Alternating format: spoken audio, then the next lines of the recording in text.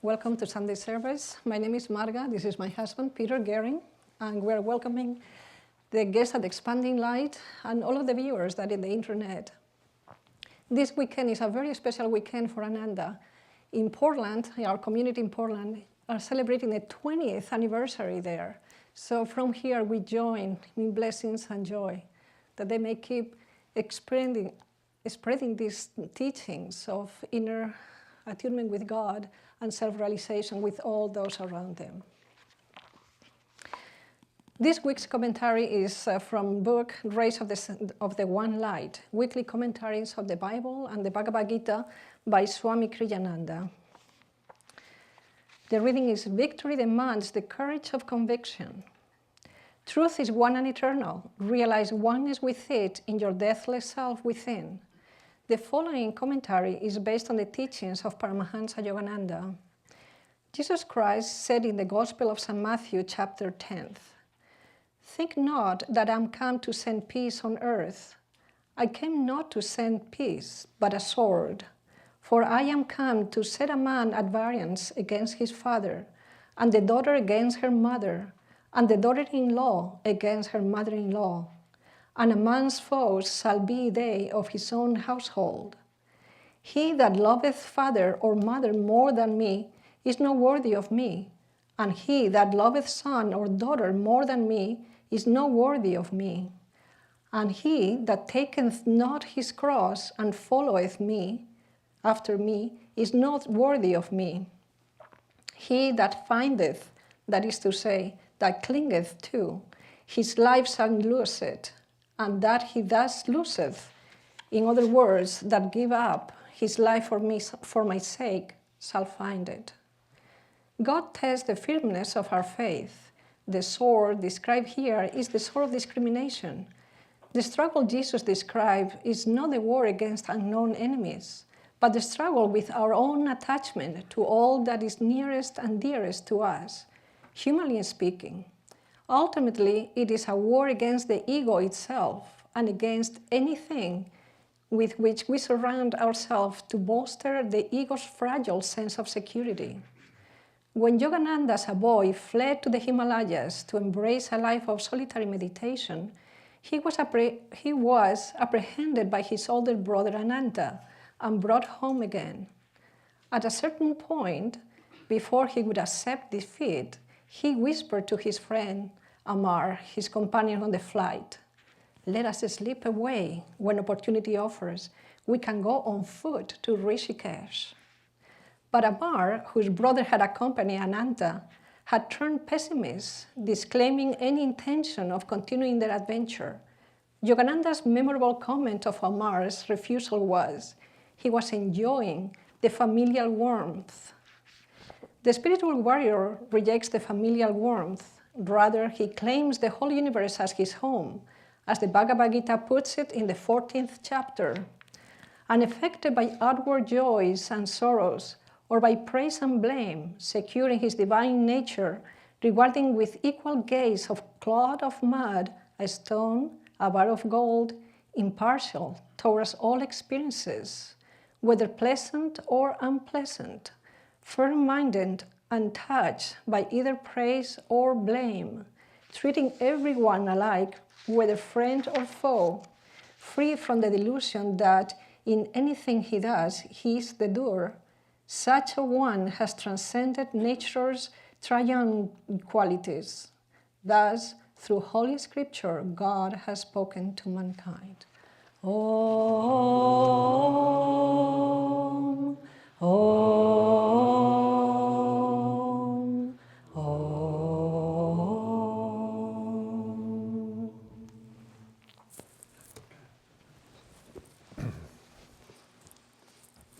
Welcome, everyone. We'll start with a reading from Whispers from Eternity, Prayer Demands by Paramahansa Yogananda. We have this beautiful new edition that's just come out by Crystal Clarity with Swami Kriyananda's editing. This one is, Save us from the bait of modern comforts. We were goldfish swimming happily in waters of peace when the bait of name, fame, and superficial friendship lured us. Some of us nibbled at the bait. Others fled at its sight. But alas, some swallowed the hook of worldly allure and deceptive sense pleasure, and were pulled out onto the shores of satiety. There they fluttered with sadness, weakened by dry indifference, and expired finally, lacking the breath of thy inner satisfaction. So in this reading, Christ offers us the image of the sword of discrimination, to cut the heartstrings that tie us to delusion. It's fitting with the song that we chanted here. It's an image that's not the usual saccharine sweetness that we think of on the spiritual path. It's a strength, a deep inner courage. So how do we wield this sword of discrimination? Well, it depends sort of who you are and where you are and what age you're living in. Swami Ramakrishna was a great saint of India at the turn of the century, between the 19th and 20th century. And he told the story. He said there was once a woman in India, and her husband came home and found her fretting and worried, and she said, "Oh, husband, my brother is talking about becoming a sannyasi, an ascetic, a renunciate. And he's been talking about this for a week now, and he's looking at all his likes and dislikes and trying to leave them behind so he can become a renunciate and a sannyasi." And the husband says, "Oh, don't worry. We'll never, ever reach a sannyasi that way." And the wife said, "Oh, good. So how does one become a sannyasi?" And the husband said like this, and he ripped off his robes, tore a piece off of it, bound it around his loins as a loincloth, threw the robe down on the ground and said, "From now on, woman, you and all others of your kind will be mothers to me. I will never look upon you again in this family." And he walked out the door. That's the sword of discrimination. It's not necessarily where we're at. Or you wouldn't be here anyway. But Yogananda teaches us to be, and Kriyananda says, be of the world, but not in the world. Be in the world, but not of the world, sorry. So be in the world, but not of the world. Our goal in this lifetime is where we've been placed is to stay in the marketplace and here, but to have that deep inward renunciation, that way of inside saying, no, I am not going to be drawn into the things of this world. And it's not necessarily an easy thing to do. And it takes a lot of practice. It takes various stages on the path. And one of the things that this reading also talks about is the familial warmth. And there's a lot of us who say, well, I can be a yogi and maybe I can still participate in some of that familial warmth. And especially this is evident when we're first coming on the spiritual path, because we've suddenly started realizing that there's something more than the sense pleasures of life. There's something more out there than ego satisfaction, and we've tuned into the spiritual life. And what's the first thing we want to do when that happens? We want to tell all our friends and all our family and all, maybe a spouse, our kids, how wonderful this is. And we want to bring them along with us. We want to convert them to the spiritual path, because obviously this is it. This is the answer. I found it. So what do? We start trying to convert our families or our friends. And I use more parents and families because that's where I was in the spiritual path, but it might be a spouse as well if you're at that stage of life, or it might be trying to convince your family. But it's not necessarily an easy thing, but we all try to do it. We go out there and we start giving books to our family, and we go home or we talk to them and we start telling them about how they should change their diet, and we start trying to teach them how to meditate, and we get varying responses from our family, depending on who you are and who your family is at the time. But in my case, my family was at least supportive. They went through the meditation classes. I started teaching them hatha yoga. And they actually did some hatha yoga. And I would, cook vegetarian meals when I came home, and they would eat them, and, they were pleasant with it. But then it sort of dawned on me that when I left, they went back to being who they were. And that's what usually happens. You can't necessarily expect your family or your friends or your spouse to change like that just because you changed. I mean, how long did it take you to get to that point on the spiritual path or on the spiritual journey, or you woke up back to that potential. So you have to be very, very careful about how you put that back to your family, because they may react with less than openness and tolerance, especially if they have some firm religious beliefs of their own, and at some point they're going to realize that what you're talking about is not just physical postures, it has something to do with God. And when they start realizing that, that's when the sparks can fly if they have a spiritual life. And hopefully they can come to realize that you don't have to threaten them, or you can come to realize that you don't have to threaten them. That you can back off. What usually happens is you start getting to a place more of neutrality, and after the discussions get to a point of where you're realizing you're not going to convert them and it's a dead end, maybe, you just say, okay, you're who you are, I'm who I am, this is what the path I'm following. And that's where that courage of discrimination comes in. You have to really have the courage to say, you know, I'm leaving some of that behind. And it's a very important thing to look at, because a lot of your friends and family that are around you when you joined on the spiritual path represent parts of your ego consciousness. After all, you had this long interaction with them as you were forming who you were, your ego. And so where the resistances are with them, look at that within your own self, because that's something where you're going to need that sort of discrimination. You're going to need that ability to say, no, that's the old way. I'm going to leave that behind. And it doesn't matter who or where you are. Here at Ananda, it's always, we live in a spiritual community, and we live around like-minded souls, and it's always a very interesting thing when our family and friends come here for the first time, because it's a time when, you know, I think most people, unless they've had, I mean, some people are very lucky. Some people who have lived here have had their parents come and join them living here. Or sometimes their spouses have been moved on to the spiritual path, or sometimes there's children who grew up here and have joined the spiritual path. But sometimes it's interesting bringing people here, and it's lots of different reactions. Everything from, there's one woman here whose mother was a very devout Catholic, had a deep inner life, and she actually had a vision of Yogananda here. And she was fine with what's going on because Yogananda explained to her, and that worked out pretty well. That isn't necessarily what happens for everyone. There's another couple who have, it's interesting, who have left, are no longer living here, have pretty much left the spiritual path, but they came in the early 90s from a big city in the Midwest, from a Jewish background, and they moved out here to the country in California and lived here for a while. And then the mother of the woman came to visit, and she had a lot of trepidation about having Jesus on the altar. So she carefully planned her tour for her mom around the community so that they wouldn't see any altars, which is not an easy thing to do.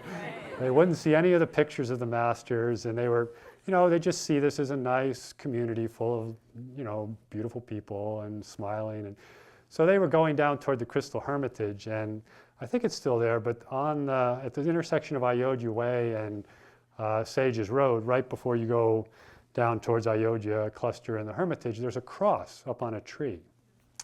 And she came down the hill, and her mother saw the cross, and she said, "Oh, don't worry, we didn't put that cross there."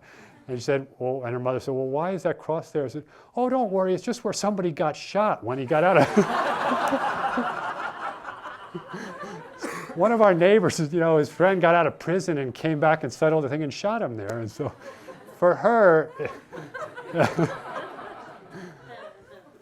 it was better to say that than to talk to her mom about Jesus and the Master. And, you know, that's not necessarily showing the courage of your conviction.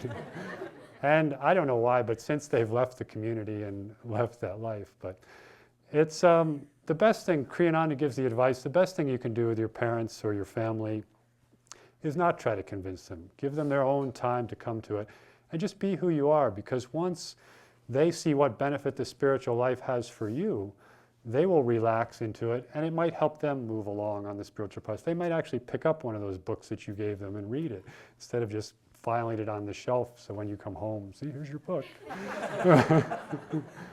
That's pretty much what happened in my case. I remember distinctly, my parents had come out to California. I wasn't here yet at Ananda, but I'd been meditating and doing yoga for a while. And we went on a little walk, and I actually overheard them speaking to, I don't remember if it was a friend or another member of the family, but they said, yeah, Peter, he always used to be just so out there. He'd always be one of the first ones and going fast and just being out there. Now look at him. He's just kind of wandering, he's kind of mellow, walking around here. He's really gotten more peaceful. So they noticed, and it's a wonderful thing. And, of course, my sister-in-law also, I was trying to convert my brother too, and my sister-in-law at one point actually called me on the phone and said, don't mess with Ron's karma. So I backed off and I just left the book with him if he wanted to see it. So another place that we can get often trapped if you don't have this courage of conviction, this sword of discrimination, is you can get trapped in the intellect.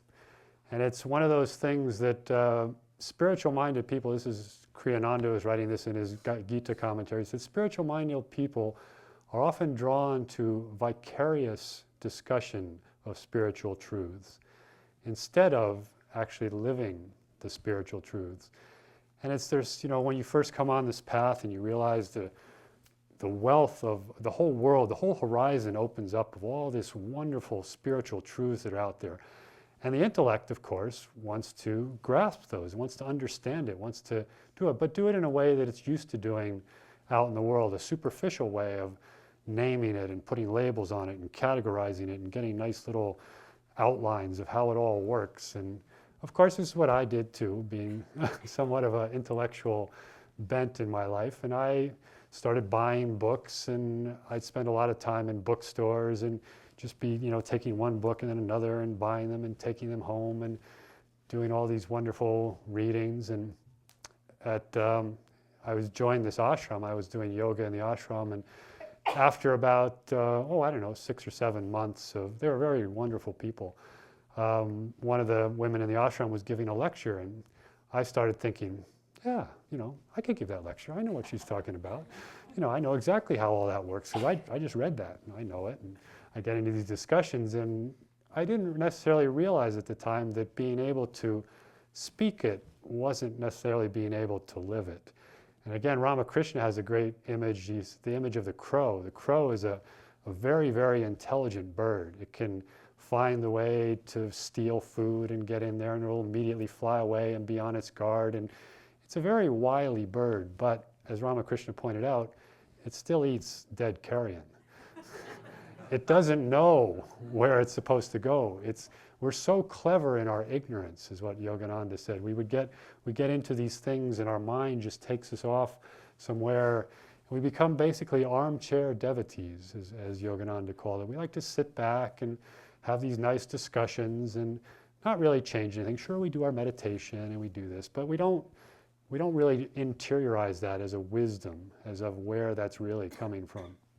And for me, it got to be, one of the realizations I had was that when I realized the dead end of some of this intellectual part of it is when I realized, I looked at my bookshelf, I had all these beautiful spiritual books, and I realized, I haven't even read half of these things.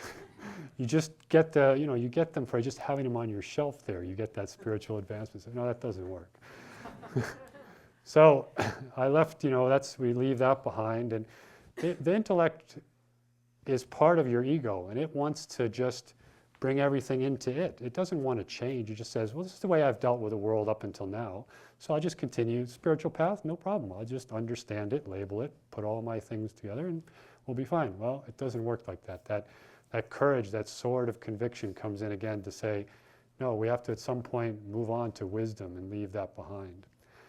So, okay, what's the next step here? What else are we often drawn to do? Well, in my case, or in many people's cases, or some people you might be drawn to do is to really embrace that discrimination, that sense of austerity, the sense of leaving behind all the world. And it's done in various ways. You may have seen sometimes people at a yoga center or an ashram or somewhere, just the people who have seem like, at first blush, it looks like, oh, these people really got it. They're the ones with their hair and dreadlocks and tied up in knots and wearing white clothes or yellow robes or yellow pajamas, and they never quite interact with you. They're always sort of aside and just practicing and just being into their practices. And what happens with that is it's some tapasya or spiritual austerity or practices is a good thing. But if it's not done with the right spirit, if it's just a sense of pushing away, so this is the reaction to your parents when they don't want to talk to you anymore, you just say, okay, I'm done with you. You know, you throw off your robe and walk away. But that's not the right thing either. It's you're caught in your own ego. When the austerity or the spiritual practices are too visible or shocking, it just serves as a way to reinforce your own ego. You need to keep that balance. And there's a interesting story that Yogananda, I believe, told. It's about a yogi in India. He was sitting in the forest and meditating and undergoing deep austerities and praying to Lord Shiva, who takes away all these things. And he did many hours of deep tapasya, of meditation and starving the body and fasting and maybe standing on one leg with his arm up in the air or things like that they do in India. And one day he was finishing, or he was in his meditation sitting under the tree, and this crow started going, quack, quack, quack, you know, as crows would do. And the yogi kind of opened his eyes and looked up at the crow, and he said, how dare this crow interfere with my tapasya, with my meditation? And he looked at the crow with such an intense gaze that the bird fell dead out of the tree. He goes, whoa, that was pretty cool. Look at me, I'm a great yogi. I have these powers that I can affect nature around me. And so he was feeling kind of puffed up. And that day he went into the town that was nearby to seek his alms, because the sannyasis in India typically don't keep any food or do anything for themselves. They beg for their daily bread. And it's a way that the villagers can get spiritual merit by giving food to sannyasis. So he goes up and knocks on the door of this woman to seek his alms for the day. And the woman says, just a minute, I'm tending to my sick husband. I'll be there in a minute. Yes, I want to give you something. Oh, Swamiji, yes. So the sannyasi's outside waiting for quite a while, and he gets a little impatient, and he knocks on the door again and said, woman, my alms. And she says, just a minute, I'm coming. I have to attend to my sick husband. And finally she comes out, and the sannyasi is quite agitated at this point a little bit, and the woman just looks at him with a deep gaze and says, I am not your crow. And the yogi just sort of woke up and said, how did you know that? You knew what happened in the forest. He said, I know. He said, how did you know? I'm just a simple woman, but I have a deep connection, an inward connection with God. And the sannyasi said, well, how did you get that connection? What did you do? What was your practices? And she just said to him, just go and see this other man in the village. He will help you. And she gave him the name, and she went back to tending her husband. So the sannyasi said, wow, if she can have omniscience and omnipresence like that to know what happened this morning in the forest with a crow, I should follow this advice. And so he went to seek out this other person. And it turned out that the other person was the village butcher. Now, a butcher in India is considered one of the lowest of the low professions, because it's taking life and it's dealing with meat, and it's not what your guru would usually do. So he goes and seeks out this butcher, and he says, well, he's thinking, oh, that woman is crazy. There must be some kind of mistake. I mean, why would she tell me to go see the butcher? This is ridiculous. And he almost goes and walks home again. But, well, he remembered, she knew about the crow. So I better find out, better follow this to see how far this goes. So he goes and knocks on the butcher's door, and the butcher's in there doing his butcher job. And he says, well, this woman said you could help me with my spiritual practices. And the butcher just said, wait, come back. I must do my duty here as the butcher. And then I'm also taking care of my parents, and they're very ailing and sick. And maybe later today, maybe I'll have some time for you if you come back. So the sannyasi said, oh, this is ridiculous. I'm wasting my time. But then he looked in the butcher's eye and he said, okay, maybe there's something here. Maybe I need to be here. So he just sat outside and waited.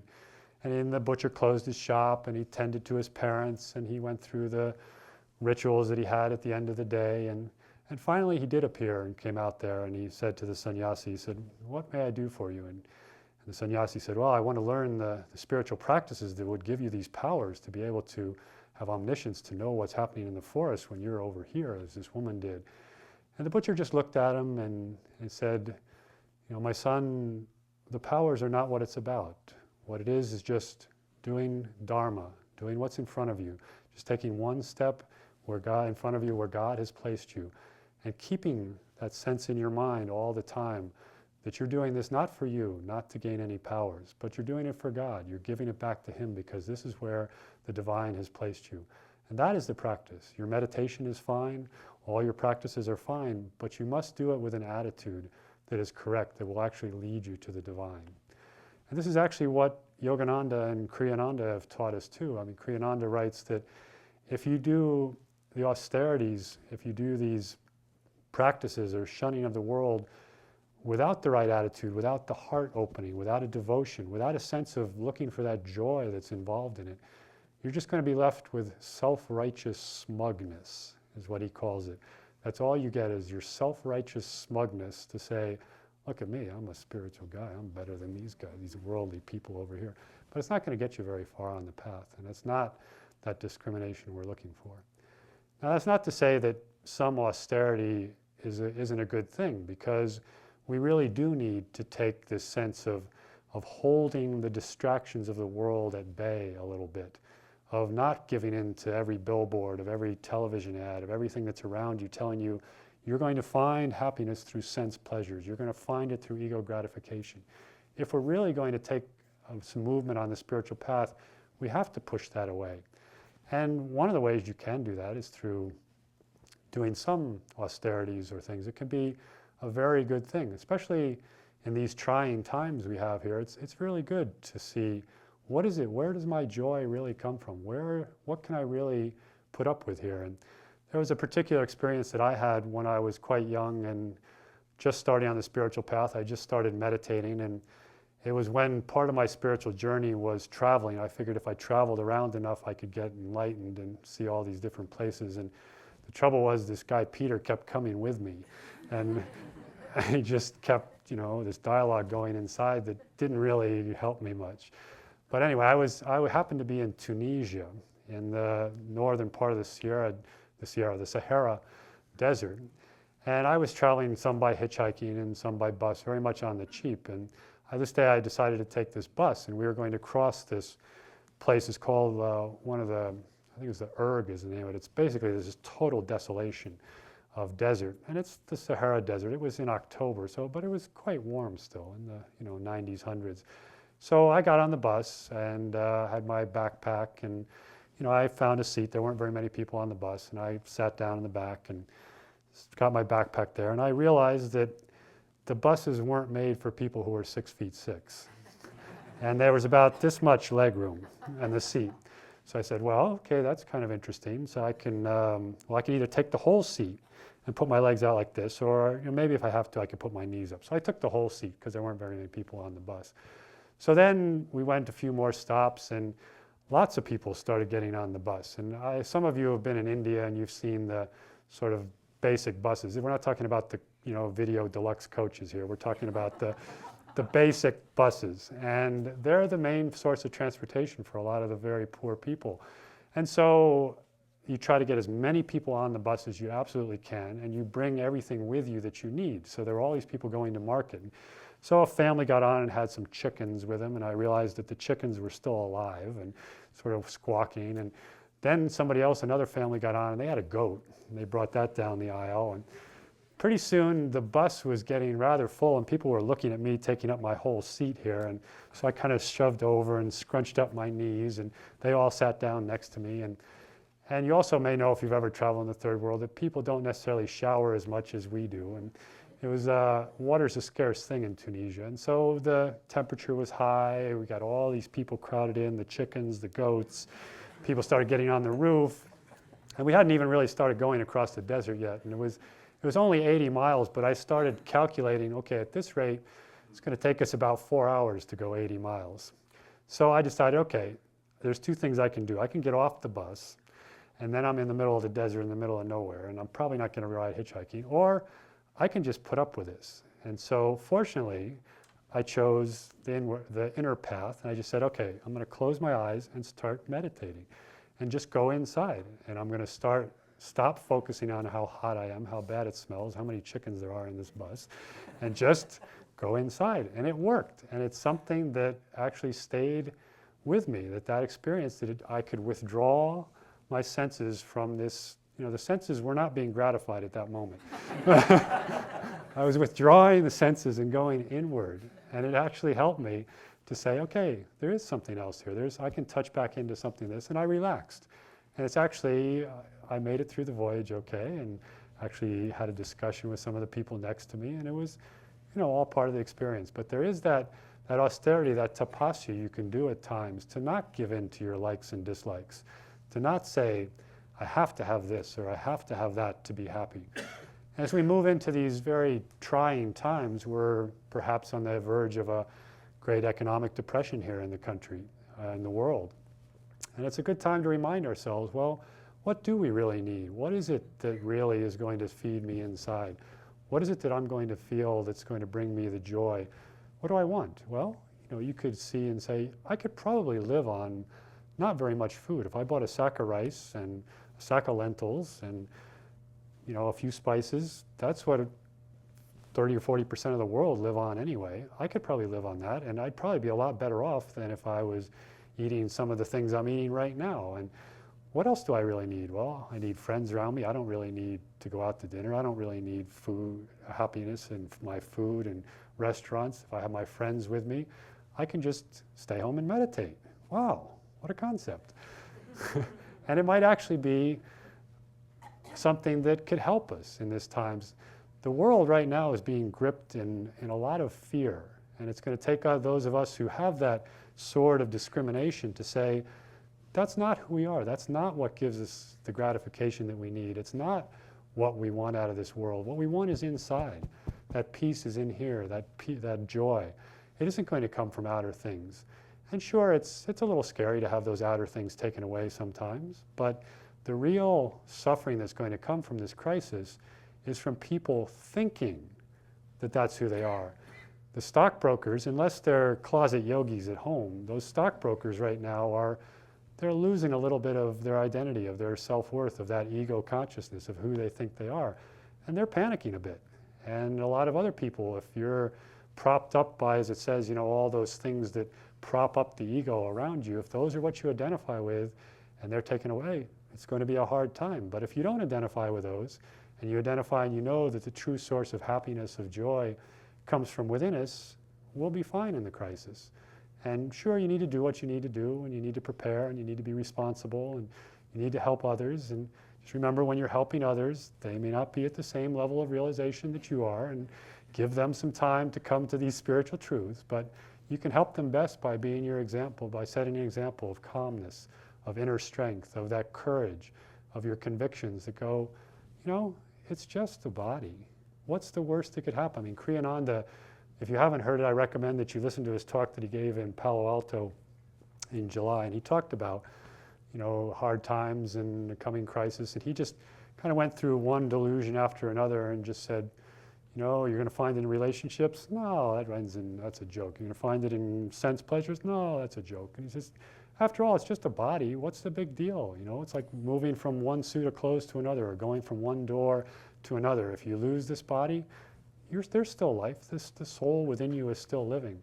So if we hold those thoughts in these troubled times, and it's just like it said in the reading in the Gita, and then as we did in the chant, joy or sorrow, pleasure, pain, praise or blame, a clod of earth or the bar of gold. We might have a lot more clods of earth than we have bars of gold coming up. But what difference does it make? It's that those, as it says in the Gita, those who can look evenly on all those things, and who above all can say, Lord, you're the doer, I'm not the doer. You're the one flowing through me and doing this. This is your show. I'll just do my best with my sword of discrimination.